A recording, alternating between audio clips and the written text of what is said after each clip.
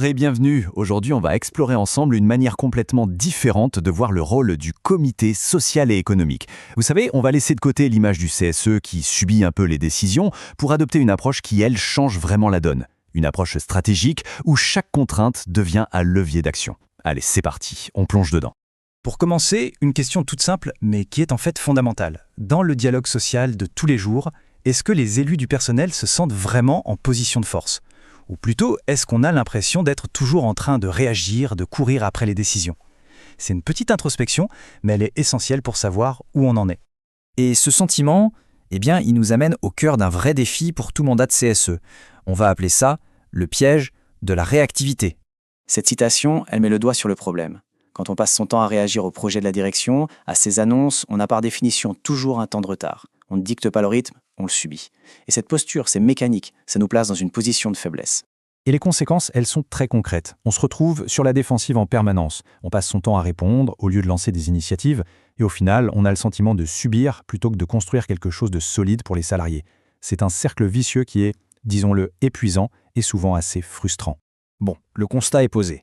Mais alors, comment on sort de ce piège ? C'est là qu'entre en jeu une approche totalement nouvelle, une philosophie d'action qu'on a baptisée l'aïkido social. L'aïkido, vous voyez le principe. L'idée, ce n'est pas de bloquer le coup, de s'opposer frontalement. C'est d'utiliser l'énergie de l'autre pour la retourner à son avantage. Eh bien ici, c'est pareil. Chaque projet de l'employeur, chaque obligation légale qui pèse sur lui, ce n'est plus un mur, c'est une force que le CSE peut capter et réutiliser pour faire avancer ses propres dossiers. Ce tableau, il résume tout, c'est le jour et la nuit. D'un côté, la confrontation classique, ça bloque, ça épuise tout le monde. De l'autre, l'aïkido social. On redirige, on économise son énergie et surtout on reprend la main, on reprend l'initiative. On ne s'oppose plus, on transforme. Et voilà, la clé, elle est là, dans cette phrase. La puissance de la méthode, c'est la transformation.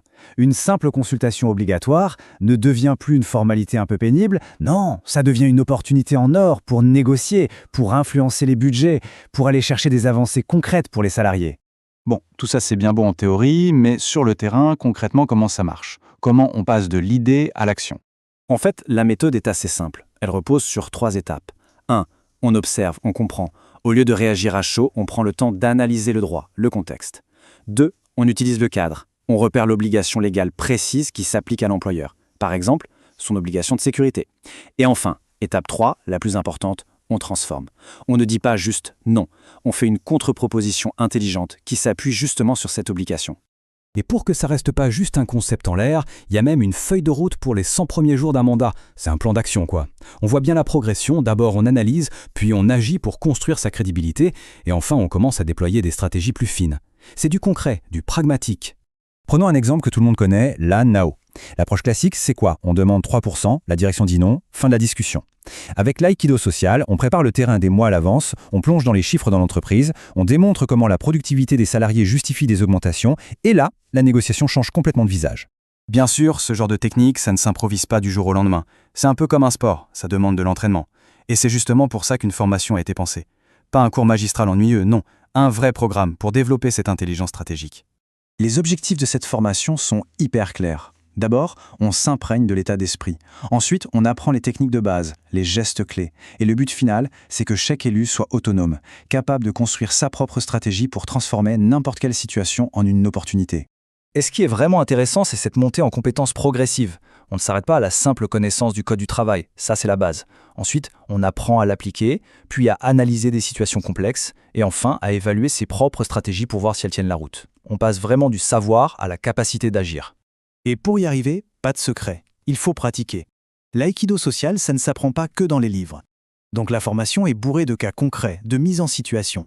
L'idée, c'est que ces réflexes stratégiques deviennent une seconde nature. Alors au final, l'objectif ultime de tout ça, c'est quoi ? C'est de faire de chaque CSE un véritable CSE stratège, qui maîtrise l'art de la proposition constructive. Et là, on parle d'un vrai changement d'identité. On arrête d'être la chambre d'enregistrement qui donne des avis consultatifs que personne n'écoute vraiment. Non, on devient un acteur incontournable, une force de proposition qui participe activement à l'amélioration de l'entreprise. Ce schéma, il est parfait pour comprendre la puissance du truc. Imaginez, le CSE identifie un risque. Il fait une proposition constructive en se basant sur l'obligation de sécurité de l'employeur. Là, l'employeur est coincé. Soit il accepte la proposition, soit il prend un risque juridique énorme. D'un coup, la proposition du CSE devient presque impossible à refuser. C'est ça la beauté du geste. Pour conclure, il faut bien comprendre que cette philosophie, c'est tout sauf une déclaration de guerre. Le but n'est pas le conflit pour le conflit, au contraire. L'objectif, c'est de créer un dialogue social plus juste, plus équilibré, bref, plus intelligent. Voilà, on a fait le tour de cette approche du CSE stratège. Maintenant, la vraie question, celle que chaque élu peut se poser en rentrant ce soir, c'est « Dans mon quotidien, c'est quoi la prochaine contrainte, le prochain dossier sur lequel je vais pouvoir tester ça? Quelle sera la première que je transformerai en levier ?» La réflexion est lancée. Bienvenue à cette présentation consacrée au CSE stratège, la voie de l'aïkido social. Inspiré de l'œuvre de Grégory Bourg, expert en droit social, ce manuel propose une méthodologie novatrice pour transformer le dialogue social en entreprise. Nous allons explorer ensemble comment adopter une posture offensive et stratégique pour redonner du pouvoir d'agir aux élus de CSE. Le point de départ est un défi historique, les ordonnances Macron de 2017. En fusionnant les instances, elles ont drastiquement réduit les moyens d'action des élus. Aujourd'hui, le paradoxe est que les élus connaissent leurs droits, mais peinent à les transformer en influence réelle. Pour commencer, rappelons quelques fondamentaux. L'aïkido social ne cherche pas l'opposition frontale, mais utilise le cadre légal pour contraindre l'employeur à un véritable dialogue motivé. Pour relever ce défi, nous utilisons une matrice de maîtrise cognitive. Elle se compose de 6 niveaux progressifs, de la connaissance brute du droit jusqu'à l'évaluation finale des contre-propositions. C'est ce parcours structuré qui permet de passer d'une posture défensive à une influence tactique réelle face à la direction. Au premier niveau, nous définissons l'aïkido social. Ce n'est pas une lutte, c'est une méthode de rééquilibrage. Ces 3 piliers sont la non-résistance, utiliser la force de l'autre comme levier, l'harmonie par l'efficacité et surtout la transformation. Il s'agit de voir chaque contrainte imposée par la direction comme une opportunité potentielle à exploiter.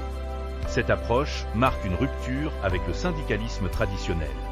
Là où l'ancien modèle s'épuisait dans l'opposition frontale systématique, l'aïkido social propose une économie d'énergie.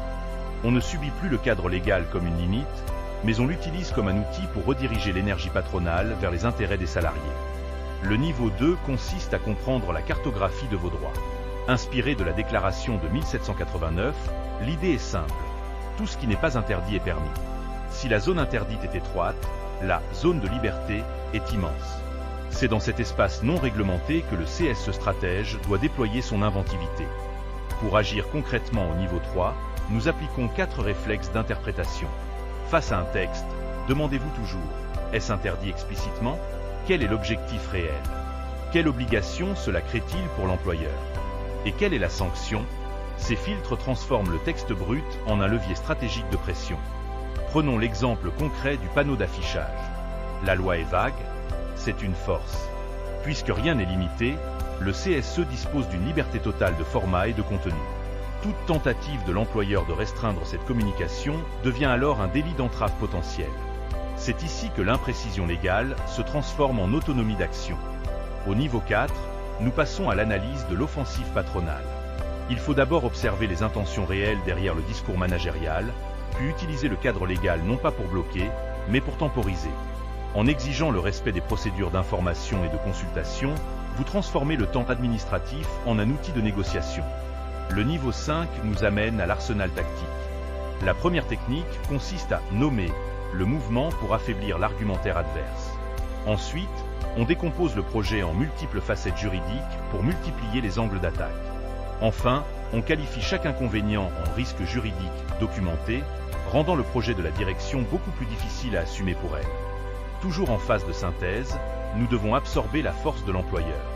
Par exemple, si la direction impose un calendrier serré, utilisez le recours à l'expert ou la consultation obligatoire comme un tampon. Cela permet d'absorber l'élan initial du projet et de gagner le temps nécessaire pour construire une défense solide. Enfin, le niveau 6 est celui de l'évaluation et de la transformation.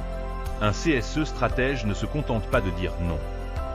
Il construit des contre-propositions argumentées, s'appuie sur l'expertise pour valider ses options et standardise les engagements de la direction pour pérenniser les acquis.